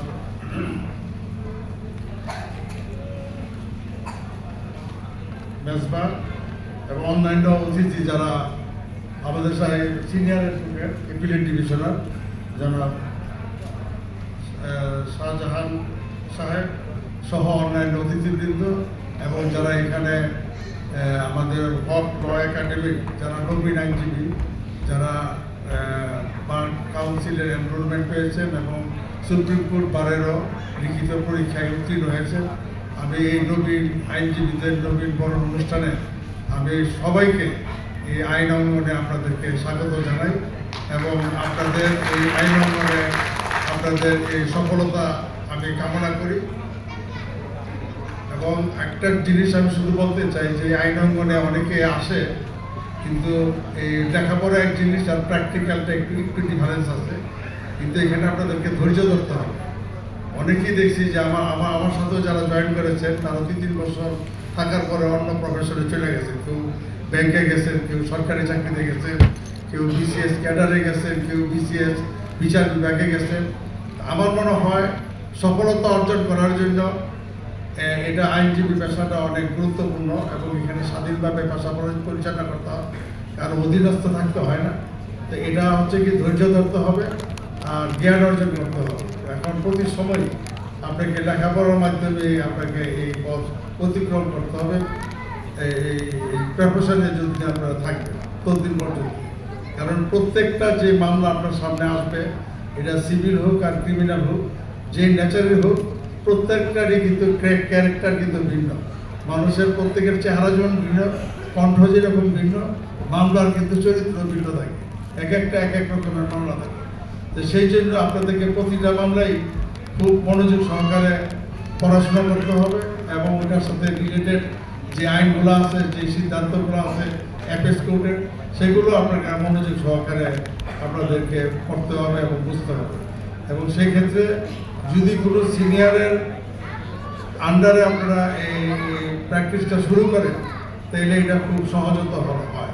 কারণ যেই পরিমাণ আইনজীবী আমাদের এই বার কাউন্সিল থেকে সনদপ্রাপ্ত হয়ে আসতেছে, ও সম পরিমাণ সিনিয়র কিন্তু আপনার বারের মধ্যে পাওয়া যায় না।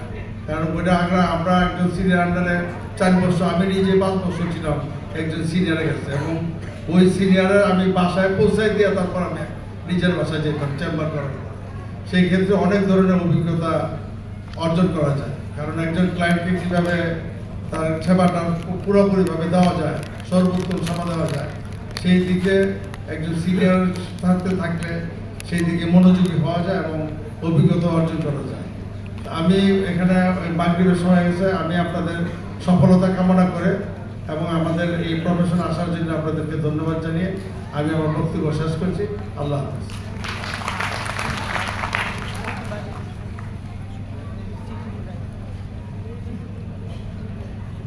ঢাকা বার আইনজীবী সমিতির নবনির্বাচিত সভাপতি আনোয়ার জাহিদ ভুঁইয়া স্যারকে অসংখ্য ধন্যবাদ তার মূল্যবান সময় ব্যয় করে আমাদের মাঝে উপস্থিত হয়ে মূল্যবান বক্তব্য রাখার জন্য।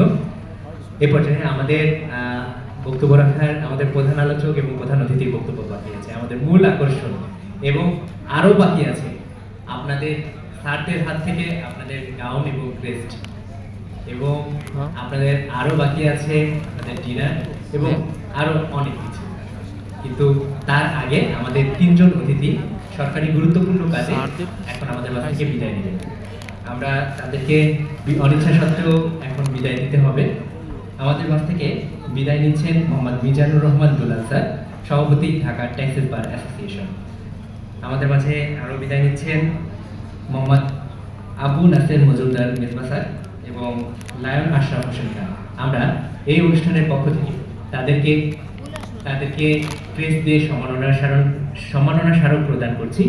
সম্মাননা স্মারক প্রদান করার জন্য অনুরোধ জানাচ্ছি হকল একাডেমির সম্মানিত প্রতিষ্ঠাতা পরিচালক নুরুল হক স্যার, আজকের প্রধান অতিথি ব্যারিস্টার মাহবুবউদ্দিন খোকন স্যার এবং প্রধান আলোচক মাননীয় বিচারপতি মাহবুবুল ইসলাম স্যারকে। আমরা স্যারদেরকে অতিথিবৃন্দের কাছ থেকে ক্রেস্ট নেওয়ার জন্য বিনয় বিনীত অনুরোধ জানাচ্ছি। প্রথমেই সম্মাননা স্মারক দিয়ে শুভেচ্ছা জানাচ্ছে মোহাম্মদ মিজানুর রহমান দুলাল স্যারকে।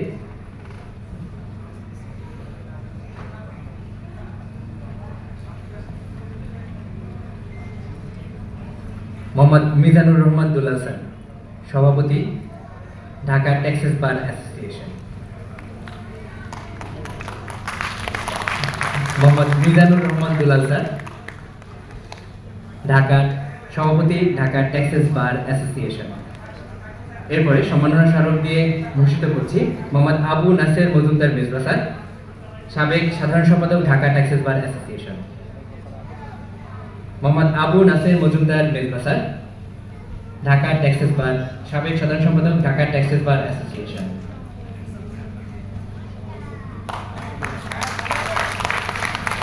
এরপর সম্মাননা স্মারক দিয়ে ভূষিত করছি Lion Ashraf Hossain Khan sir, advocate Bangladesh supreme court সাধারণ সম্পাদক ঢাকা ট্যাক্সেস বার অ্যাসোসিয়েশন।